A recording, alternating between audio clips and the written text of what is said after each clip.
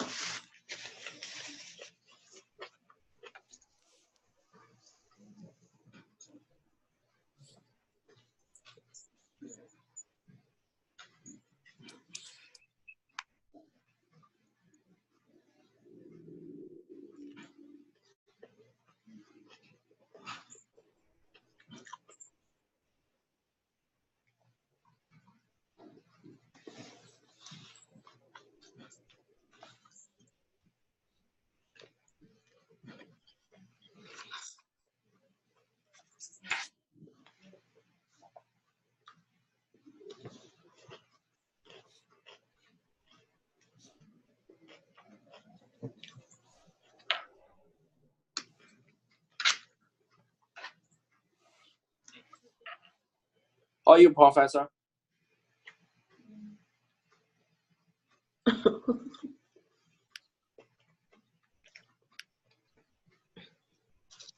everyone. I know a few of you are here waiting. We'll start in just a couple of minutes. Okay. I have a question. Oh, yeah. Professor. Yeah.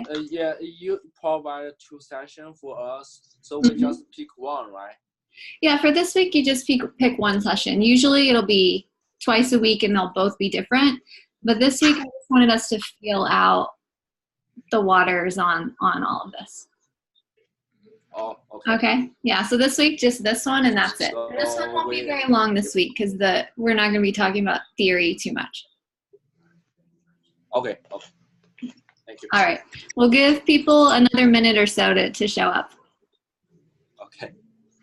Should we have our audio on? Yeah. We'll see. I think this session will probably only have like 4 people, if that. So I think it's fine to just let you all interject when you want to. But each week I'll sort of set the ground rules at the beginning to let you all know that I'll have you like chime in so that I can stop and answer any questions that you have. Oh, okay.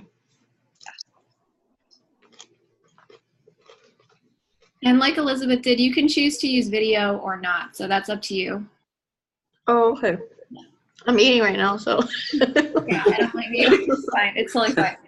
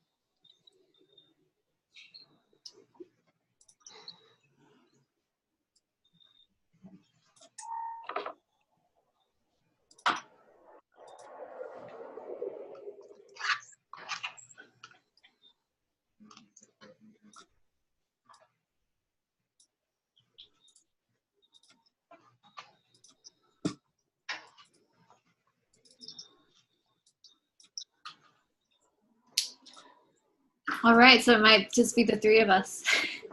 Okay. Okay. Which is okay. In fact, it actually makes it better because it'll be easier for you to ask questions and stuff. So totally fine. Okay. So hi. Thank Hi. you so far for everything that you've done. Before we start on all of the me talking about the readings and stuff, I wanted to just check in. Do you have any general logistical questions about what I'm asking you to do with the Canvas website or anything like that? Either one of you. Well, until like late last night, I realized that you had like an actual syllabus in the files. Uh-huh. So I just discovered all those documents. So I need to read it. Okay, that's But fine. I'm assuming it'll break everything down in there. Yeah. So that one is like the extended syllabus. and it gives you a little bit more details on like the bigger assignments and all of that. But the homepage will always be set up on Canvas so you can see what's due that particular week. Okay. And I'm going to try to make sure that I'm reminding you of like bigger assignments that we have on the homepage too. So you'll always see the smaller things, but then I'll also say in a couple of weeks this is due. So make sure that you're looking at the guidelines posted in the assignment guidelines tab. Okay. Okay.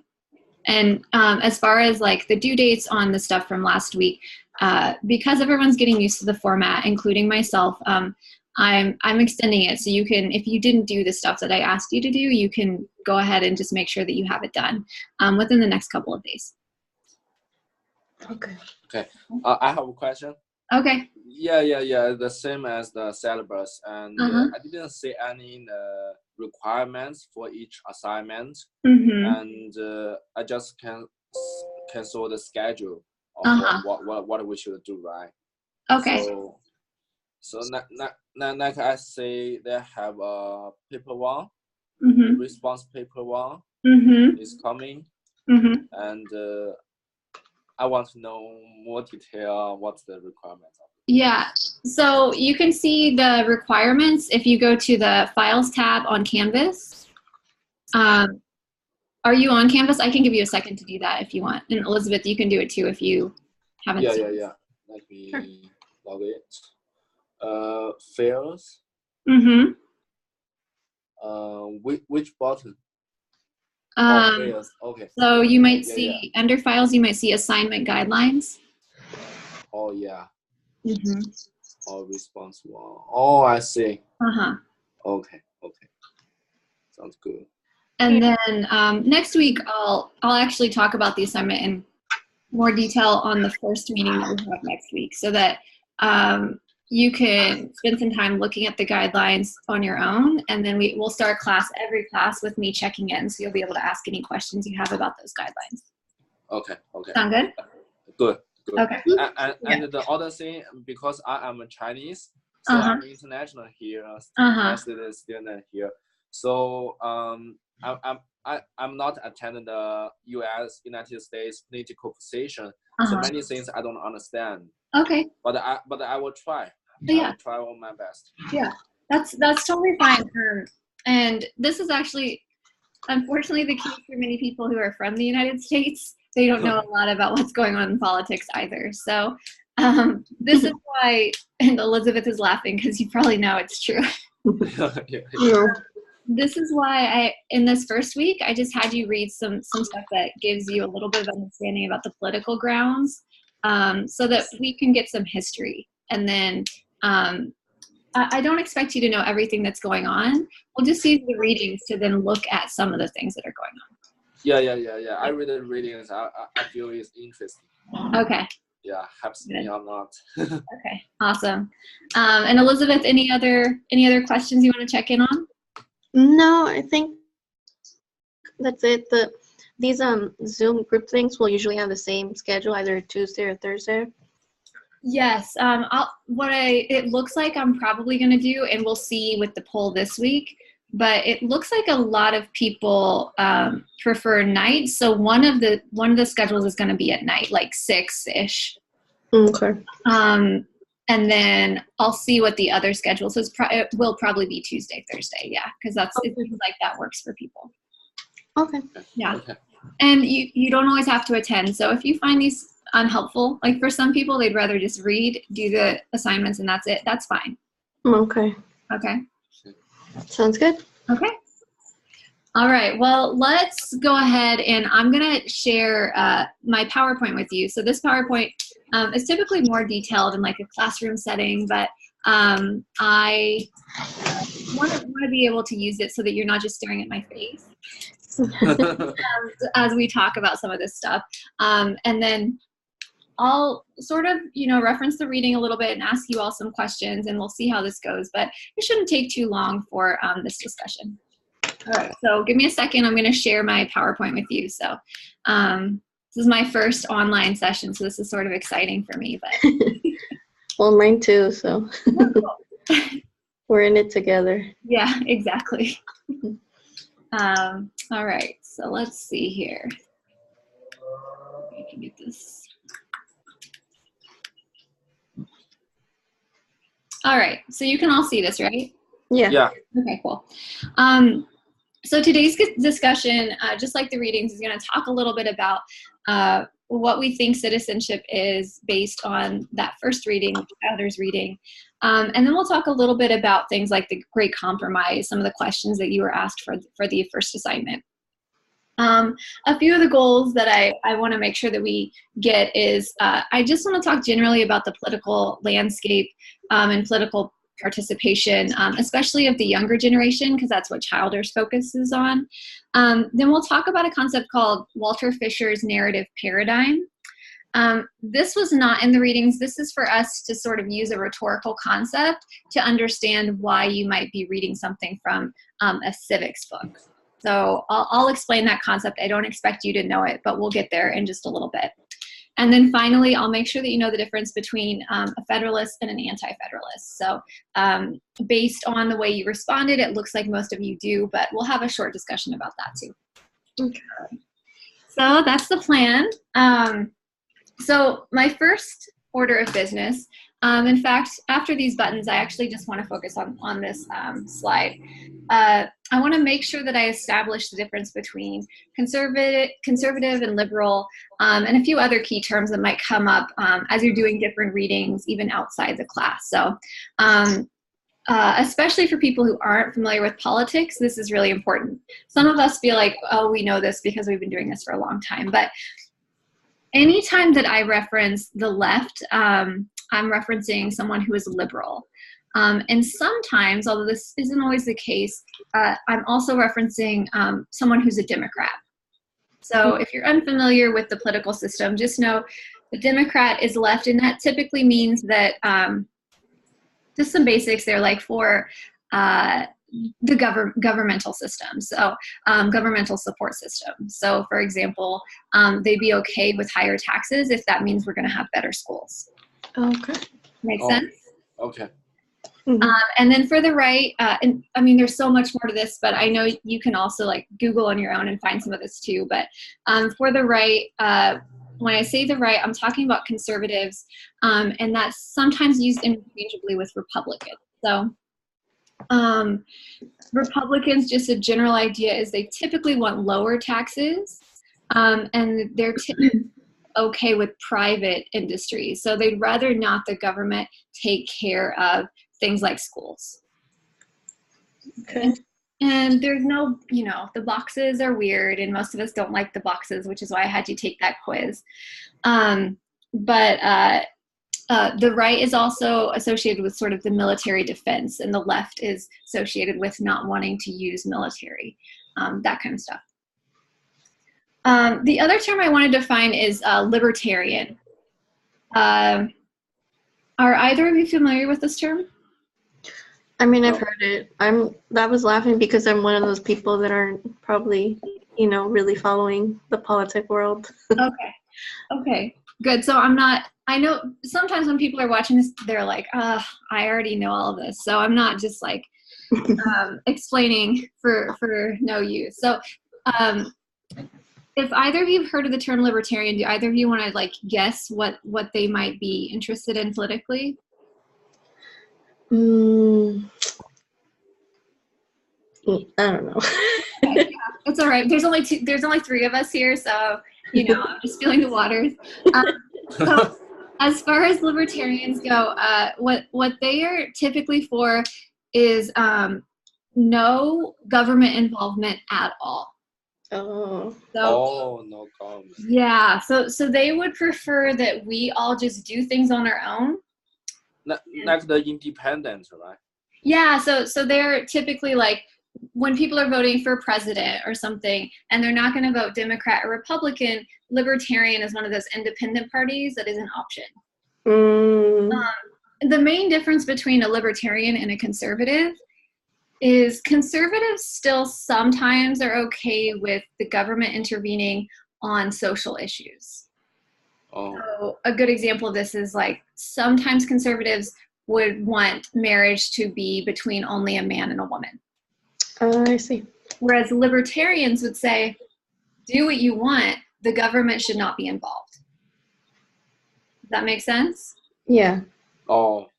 So libertarians are pretty liberal on social issues, but they're conservative on taxes and government involvement. Yeah, makes sense? Sort of? Yeah, yeah. Okay, so they're pretty popular. And then we don't hear this word communitarian very often, but sometimes it comes up when we're, like, sometimes people use the word communism, but what will probably come up instead of communism or communitarian would be something like democratic socialist.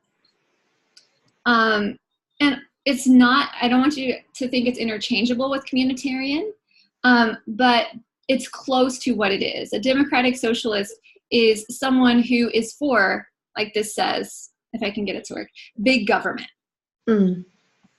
Democratic socialists would, they add democratic to say, we all, the people, should be sharing in what the government is doing. So we should be able to make the decisions on how the government runs. Like the Chinese government. Yeah, so the Chinese government, yeah. So the Chinese government would fall here, the communitarian government. Yeah, yeah. And I mean, I think things are starting to change, but it used to be purely communitarian. And now we're seeing a little bit of a shift, right? And things are shifting here in the United States. They sort of go back and forth between being closer to a socialist government and then closer to more of a, I guess, a libertarian government where the government doesn't want to intervene. So it just depends on who wins the presidency and you know, who are the senators and stuff like that. Okay, so okay. Are you feeling, I'm not going to quiz you on this stuff. You don't have quizzes in this class anyways, but I wanted to make sure that when you're doing research for this class, you understand some sort of basic concepts. Do you have any questions about anything that I've talked about so far? Not that I can think of right now. Okay, that's all right. You can always email me too. I have a question about the centrist. Oh yeah, centrist, yeah. So you mean the centrist is very freedom and like it depends on which one is good for them and then choose which one, right? Yeah, sort of. Sometimes a centrist is someone who could go either way, right? So maybe we have someone who's running for president who's sort of liberal, but also like socially conservative. So they'd be more here instead of over here. And so a centrist would say, okay, I can vote for that person. But a centrist would have a problem voting for someone who's over here. Like way over here. And someone who's way over here would be like, we should be able to do whatever we want. They would be okay with the government being involved in that. And they would want to push us forward into changing the way that we do things. Does that make sense? Yes. So to be honest, a lot of people in the United States, a lot of voters are right here. It doesn't look like that when you live in California, because on average, we're probably right here. I grew up in Indiana, and Indiana is like way over here. So depending on what's interesting, if you come from another country, and China's huge, so just like the United States, it's huge. Depending on where you are, you're going to get a whole different vibe politically. Oh. Yeah. Yeah, so that's what makes politics so complicated, especially federal politics. And why the most of voters choose the centrist? Is that because it's safe and can get more more support? Yeah, I mean that's the strategy, right? Yeah, I mean, I think it's a strategy for people who are running for president to be here. Oh. So like when the Democrats and the Republicans are deciding who to pick to run, right? So they're saying, are we going to do Hillary Clinton or are we going to do Bernie Sanders? They're going to want to pick, they wanted to pick Hillary Clinton because she was closer to here. Because they felt like people who were over here, like close to being centrist, might vote for Hillary Clinton.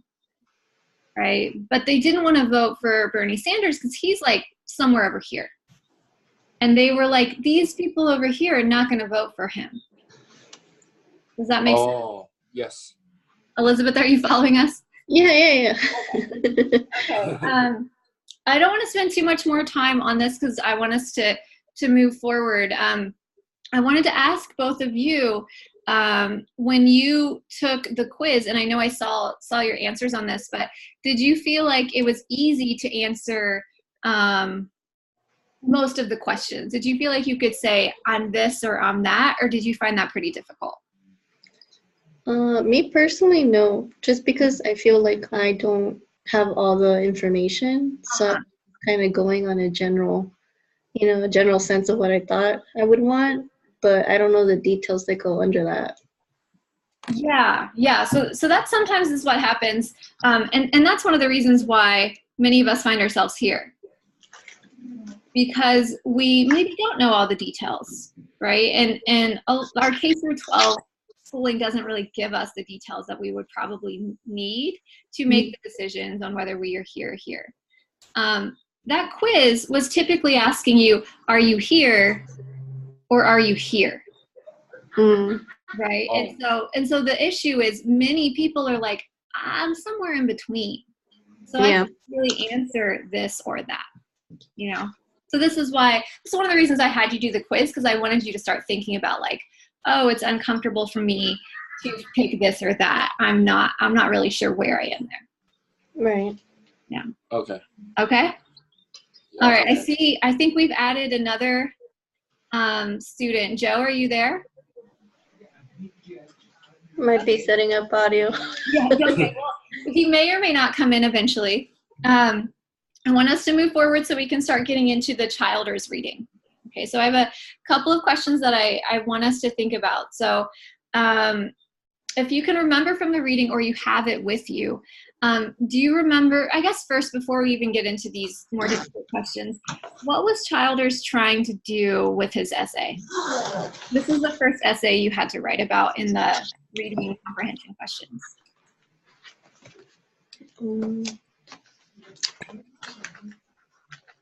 Well, I mean, what I understood from it was that he talked a lot about the youth and kind of how we're not participating in the same way as we used to. Mm-hmm. And maybe kind of discussing why the youth doesn't participate as much as we'd like it to. Yeah. Yeah. Yeah, that's exactly. You agree? Sorry, I can't see your name. Yanin. Is that how you say it? Yanin. Yeah. Okay. Yeah.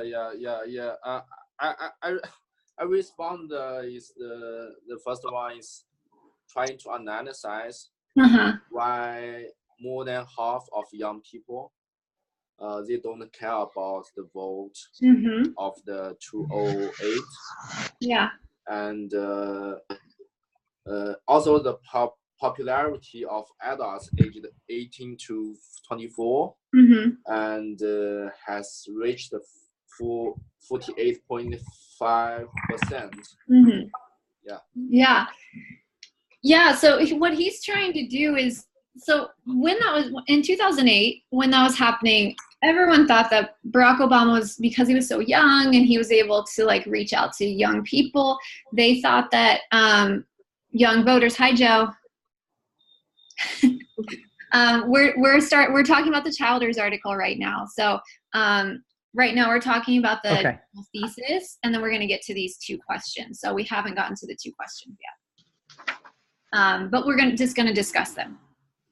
Okay. All right. So Childers was trying to better understand why young voters didn't actually turn out when the media really thought that they would, right? And so what he found in his initial research is like, actually, the amount of young voters that turned out wasn't that surprising, right? This is typical.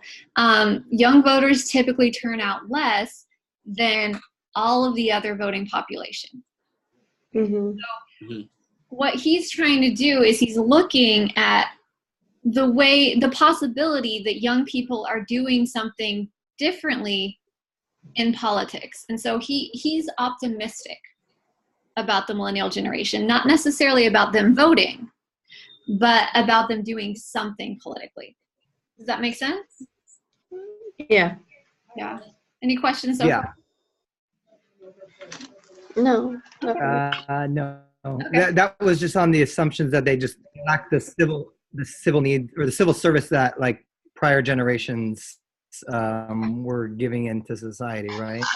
Yeah. So he's sort of what's interesting to him is like we're always blaming young people for not voting. Right? We're always saying, how could they not do this? Why don't they do this? But it's every generation. It's not just the millennials. And so he wants to look at the millennials to see, well, I know that they're doing something. They're just not voting. And that's what so you read an article from an entire book. So he spends a whole book looking at different ways the millennials are being politically active besides voting. So I want to ask all of you, if you have the reading or you can remember, do you remember some of the author's assumptions? Like what were some things that he was assuming about the context in our society in 2008? Do any of you remember? I don't remember. I mean, I have the reading, but I think this is on page like 2 or 3. It might even be highlighted, which makes it really easy. Oh, mine's black and white. Sorry. No, that's okay.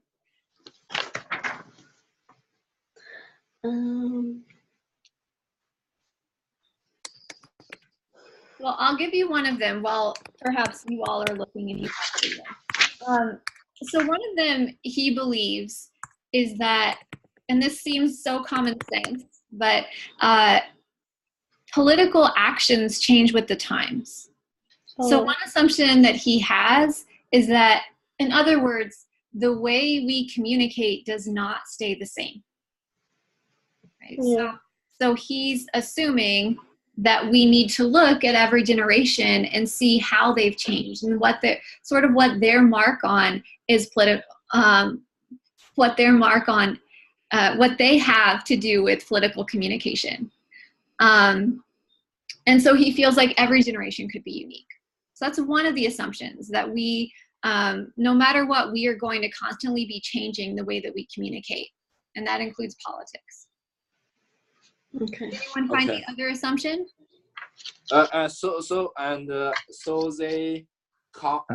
He compared the different history periods, different regions of the United States, right?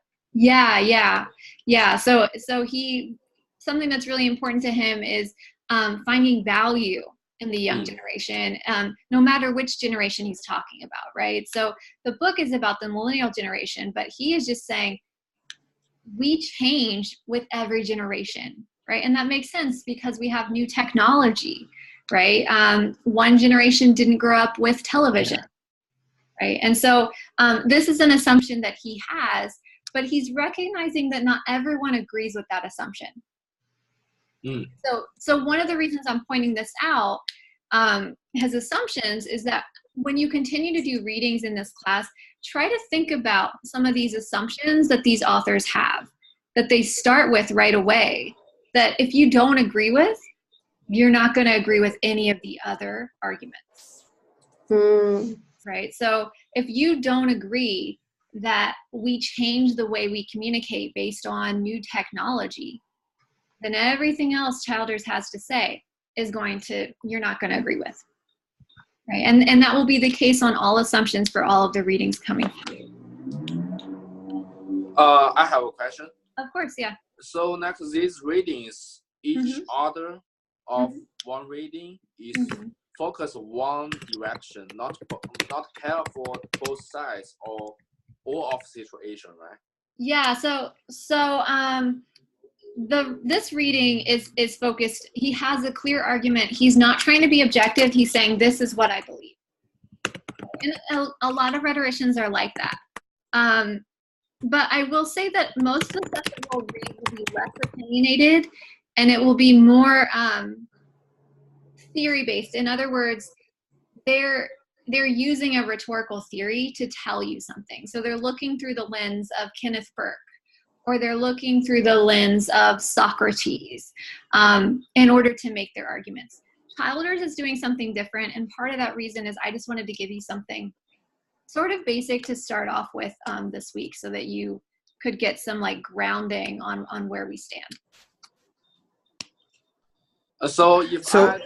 Quick question. Okay. Let's let Joe ask a question, and then we'll come back to Yanan. Okay. Go for it. Yeah, sorry, I'm like looking at you, but so he's Childers was basically saying that they are inclusive in the public sphere, but they're just in different ways. Kind of like grasping, kind of. Okay. Exactly. Yeah. So the first, before we get to that in more detail, the first assumption that I wanted you to focus on was that we change with the times. And the other assumption that he has that's really important is that we should be studying the millennial generation because they are the ones who know the most about how we are changing. And the reason is many people, including myself, who grew up in the millennial generation, spent half their life not having access to a whole lot of internet, right? Not having access to computers from their day to day, right? And so this particular generation has had it both ways. And he feels like we can learn a lot from this generation because of them having to navigate two very different worlds. So this is why he's so interested in this particular generation. Does that, whether you agree or not with the assumptions, does that make sense? Yes.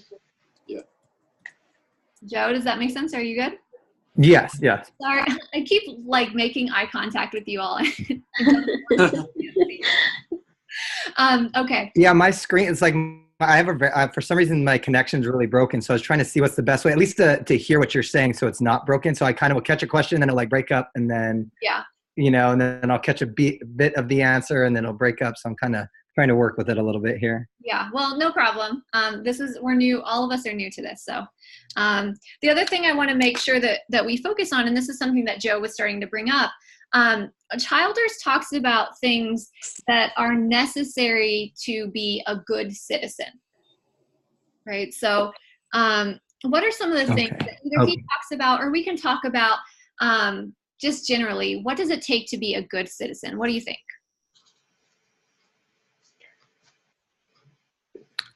Public service is what he was saying in prior generations, being active in your community, volunteering your time, whether it's, to organizations or foundations or some that, ring a bell. Yeah. I think we lost Joe. Oh, we lost you for a second, Joe, but yes, you definitely were on the right track. So all of those things are what have always been important in being a good citizen, right?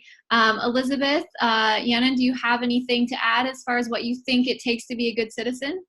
Yes, the privacy is the duty-based citizenship. Could you say that again?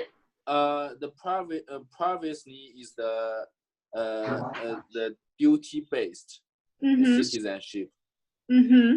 And law is the engaged citizenship. Yeah. So one thing that's really important, and this is to add on to what Joe is saying, is that to be a good citizen, you need to be engaged. And part of the way to be engaged is to actually go out and volunteer and do the things that Joe was talking about. But it also means reading the news, right? Knowing what's going on, being informed before you decide to vote, which he also thinks is a part of being a good citizen. Right? So are you all following me? yes. Yeah. And so what his main argument and the way that he ties this all together is that the millennial generation no longer sees a lot of value in voting. Right? And this is a blanket statement. Doesn't mean that we all have to. I'm a millennial and I vote, but he's saying that just because they don't vote doesn't mean that they don't turn out in other ways, like volunteering, doing community service. And in fact, the millennial generation turns out in higher numbers for those things. They're just more individualistic in their what they choose to like, that I guess affects them, or they want to actually like be active participant in, right? Yeah, exactly. Give me 1 second. This is using more battery and my battery's about to die. So let me just charge, let me get my charger. Sorry. Okay.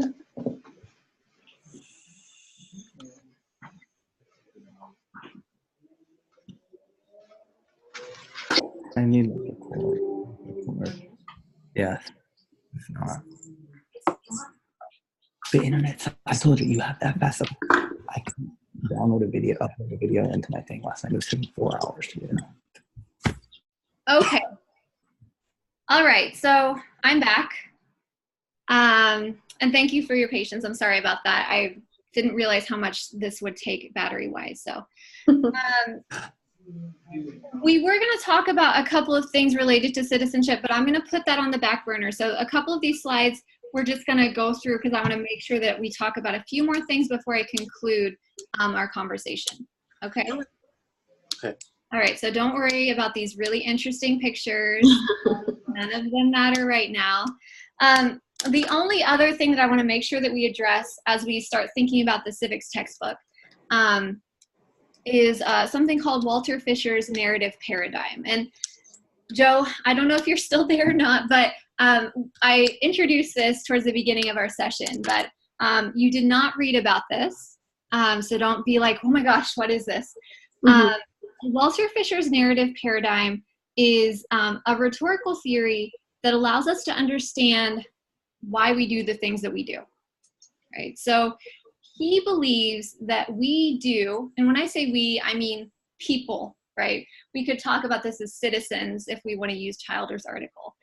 We do the things that we do because of stories that we've heard and stories that we tell, right? So this relates to the reason why I had you read a little bit of history is so we can start thinking about how the stories that we know about our history shape what we do today, right? And how we act today on things like compromising or not compromising, or whether we want to vote.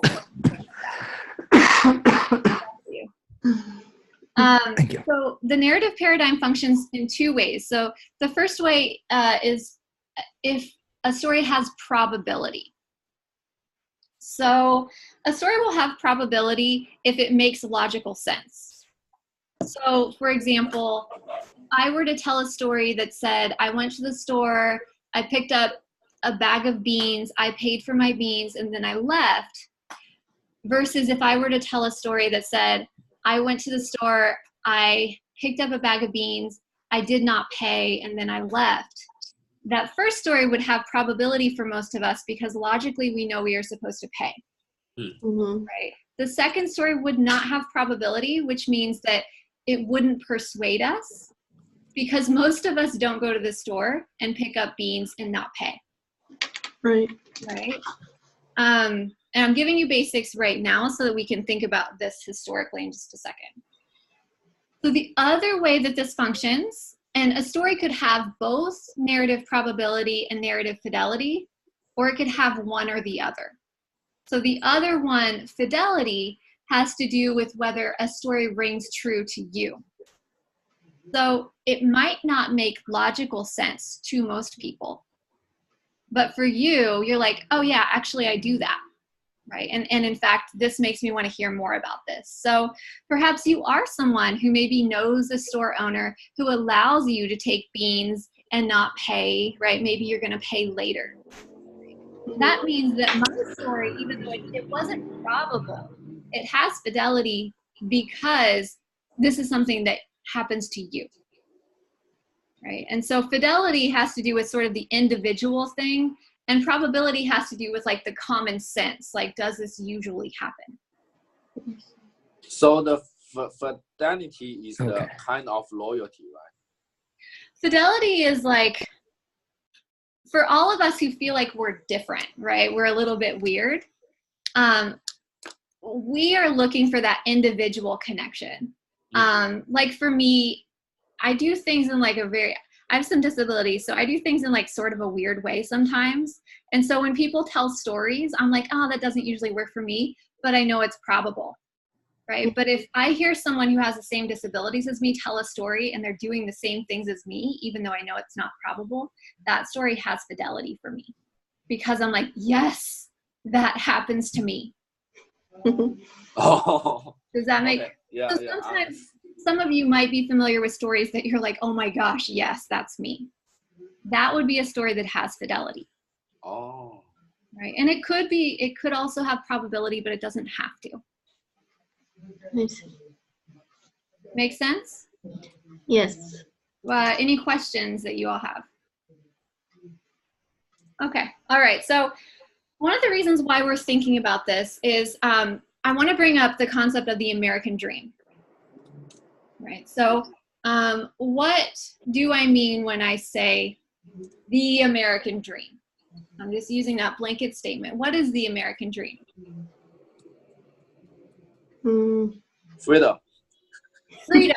Yeah, so that's a part of it for sure. Financial freedom.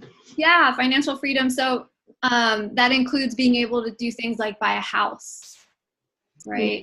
Have a job that doesn't give you a lot of stress, but still gives you enough money to be able to not just buy a house, but maybe have the kids that everyone told you wanted, and the dog, and all of that fun stuff, right?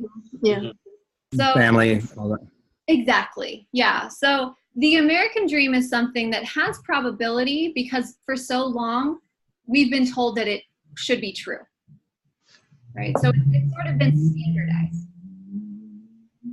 But for many people, and I'm going to include myself here, even though I wish the American dream were true, the American dream doesn't have fidelity, right? So, for example, I thought the American dream meant that if you worked really hard, you'd be able to achieve the things that you wanted, right? You'd be able to buy a house. I saw my mom work like I know, and we're all laughing. This is why I'm saying that it doesn't have fidelity. So I saw my mom work, 3 jobs at times her whole life. She's still nowhere near having that dream that we all have in mind, right? And so for me, even though I've heard the American dream, I would love to think that it's true.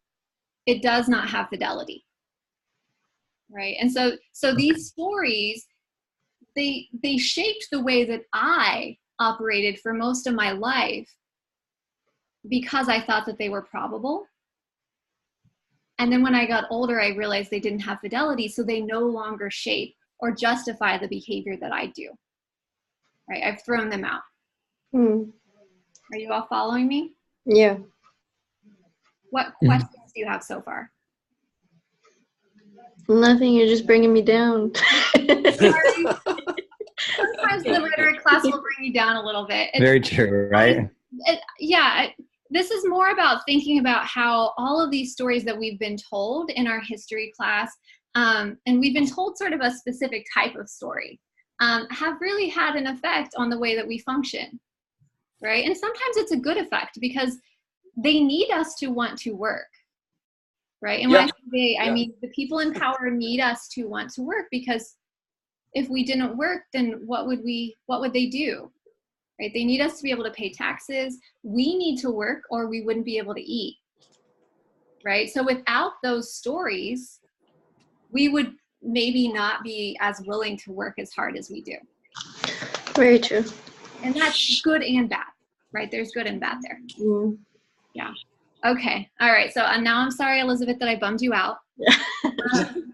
I know we've gone way over time than I thought that we would, but I want to make sure we talk about a few more things. But if any of you have to leave because you sort of scheduled this in a specific time slot, like she said 30 minutes.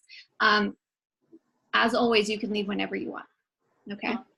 Does it usually average around like 30 to 45, or would you say like up to an hour? Yeah. So I'm going to try to keep it 30 to 45. Okay. this week I'm talking about 2 readings. I'm trying to squeeze it all into one. So I think that's sort of what's happened right here. And there was also some basics that, because it was the 3 of us, I sort of spent a little bit more time on, and we could do some one-on-one stuff. So okay. Yeah. But I will, from here on out, I will make sure that I honor the like 30 to 45, because I also don't want to be spending too much time on the computer either. Okay. All right. I do have a question. Okay, go for it. Slightly off topic. It's cool. Is anybody familiar with Zoom, and like, is there, I mean, usually I should plug it into probably my router to get the best connection. I just didn't know if you guys' connection was like really slow too, you know. I can only imagine if there's like 10 more people in this thing, how bad it could be. Mm-hmm. So I was just curious if you had Mine is okay. I mean, more, at least I can get what you're saying. Sorry, it cut you off, and then Elizabeth started talking. I just said mine is okay. I mean, I'm at work, so I'm using their connection, which is probably stronger than my home connection. But you do cut off. It seems to be only you. Yeah, I'll probably next time just try and plug into the router and see if that'll, you know, make it a little bit easier in terms of connecting. I totally forgot about it, and I was like, I'm going to jump on, and then like, you know, hopefully it all works. Yeah, well, I'll also talk to IT and see if they have any advice about that too. That's not something they had warned us about, but it's something that they might know about. So okay. Okay, so yeah, it could be also whatever's running in my background. Yeah, that might be true. I mean, my computer is like, it sounds like it's about to fly off, like it's a jet. So I think I can agree that the Zoom program is maybe a little bit. It takes a little bit more juice than I realized. Okay, so we're not going to talk about the Boston Tea Party, so ignore the Lego stuff. I'm just going to skip that. I guess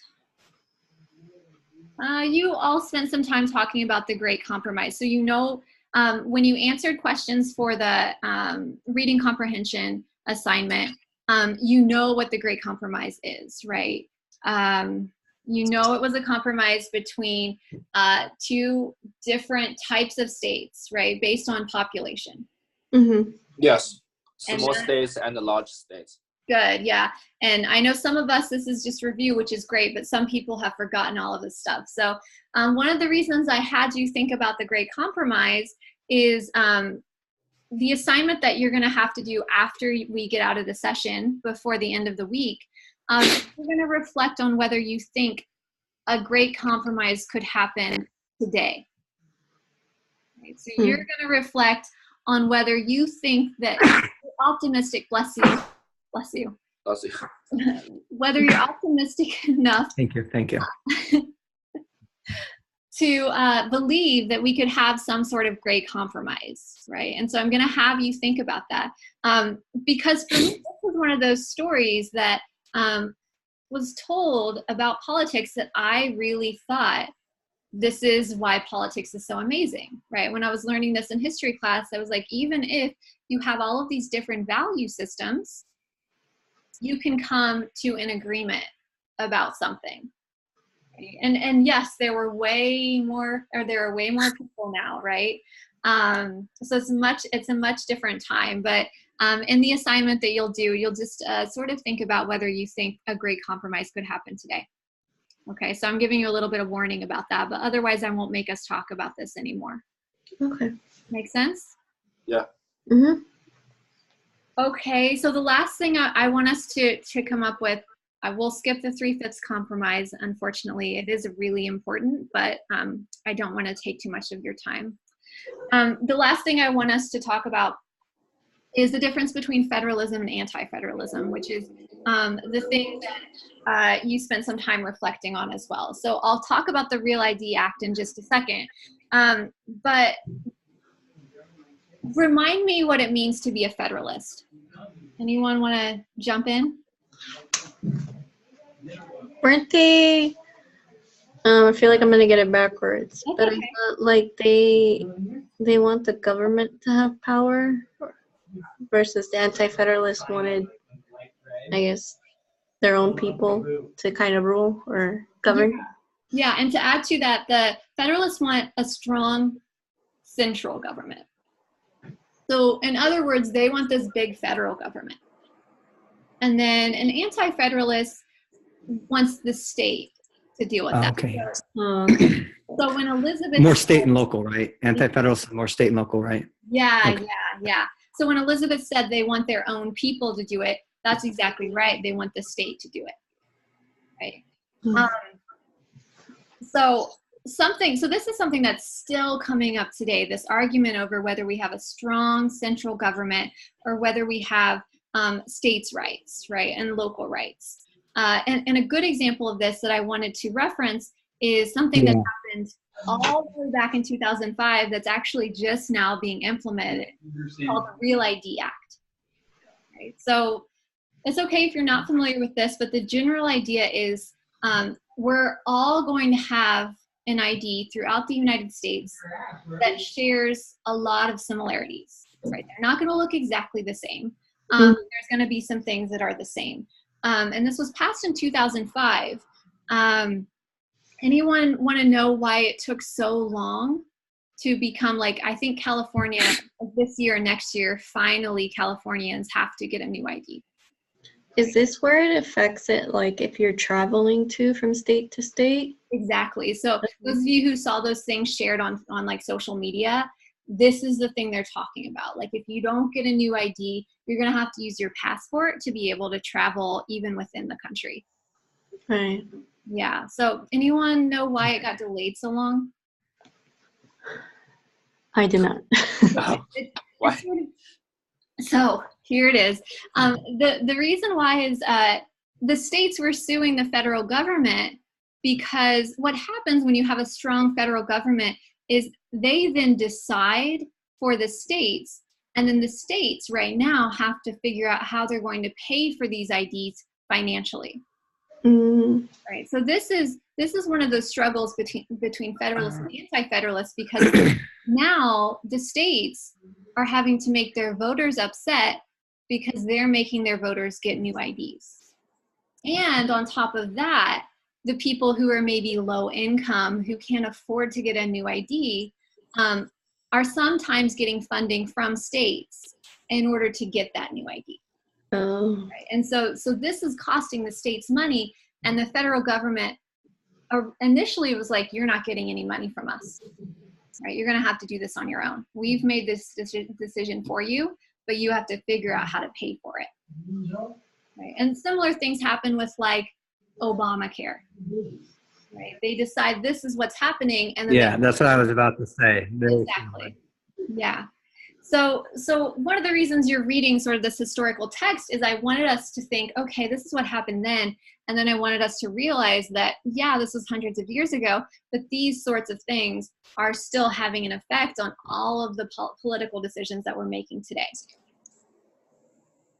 Right? So my question to all of you, and this is something you wrote about, and maybe it's changed since we've talked, are you a federalist or an anti-federalist? Okay, let me first. Okay, yes, all right. Okay, I am the anti-federalism because I want to set up my own company in the future. So I want the government can be more, and the power belong to the state government, not nation government, and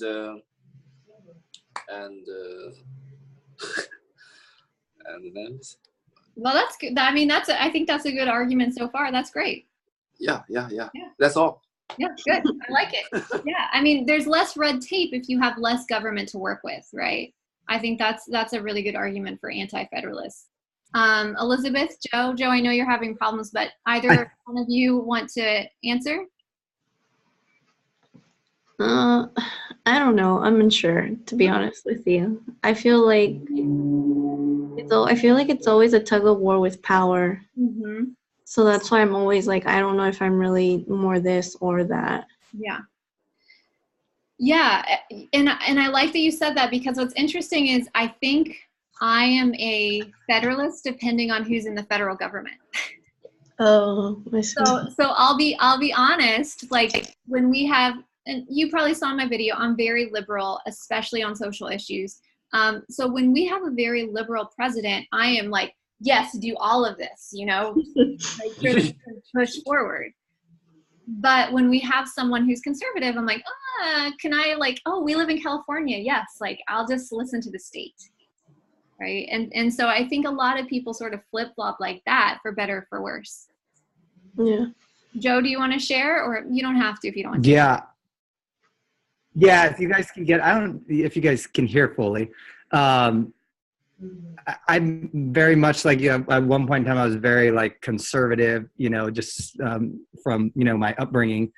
But then, yeah, I think the one thing that keeps me from being fully like anti-federalist is like, is that going to create too much diversity across the nation? You know, is it going to create like, you know, California, like I love California. I never want to leave, but you know, is that going to make it so much more different than say like Wyoming, you know, and it's going to create like some type of rift, you know, and you know, is it going to prevent people from wanting to travel outside of California or Wyoming or those other states because it's just so vastly different, you know? Mm-hmm.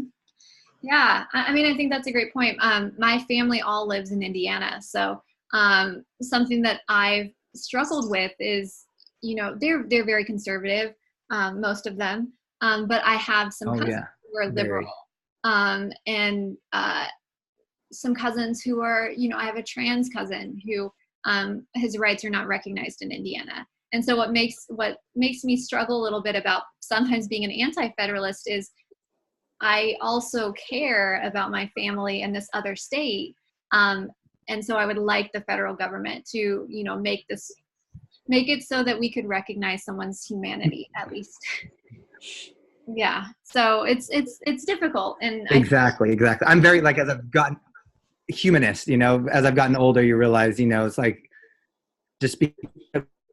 we can all be diverse, but we can all get along together. You know, there's like, what's wrong with that? Yeah. But in terms of like business and like economy and worldwide economy, I think that's where it's good to have like the federal government, you know, as long as it's being shared across like all 50 states equally, you know, whatever decisions. Yeah, just like the founding fathers, as they say, said, it makes us look better if we are unified, right? And we work together. Yeah. Okay, well, again, I'm sorry that this went longer than we thought. I wanted this first week for us to be able to sort of just talk politics and get to know each other a little bit. So I know it was only 4 of us, but thank you all for sort of chatting with me. I want to make sure that even though you don't get quizzed, a few things that I want you to know. Know generally why the narrative paradigm is important. You're not going to have to be tested on it, but I think it's a really fascinating way to understand why we learn about history. And also, if you don't know by now, you know what a federalist and an anti-federalist is and how that applies to the government today. Okay? Okay, well, make sure that you, if you have questions or anything, make sure that you're keeping up with all of the assignments online. And always email me if you're like, oh, I didn't see this, or I wasn't sure that this was due. I know this is new for all of us, so I'm happy to like, I can't make accommodations every week if that happens all the time, but if it happens once or twice, it's something I'm happy to just sort of help you out with. Okay. Okay. Thank you, Professor. Yeah, thank you so much. Yeah, thank you very much. I know it was like right there on the homepage, but I looked at the one syllabus and I was like, okay, cool. So there's nothing to start till like Monday or something like that. And so being a typical college student, you just tune it out and then you like come back Monday or something like that. And then it's totally fine. Don't worry about it. That's why I've been sending so many emails. So yeah, just keep in touch and always let me know if you have any questions. All right. Okay. I'm gonna sign off. Thank you. Bye. Thank you so much. Have a nice day. You too. Bye. Bye. Thank you guys. It was nice meeting you. Okay, nice to meet you guys. It's gonna take me an hour to figure out how to turn this off. Bye. Bye.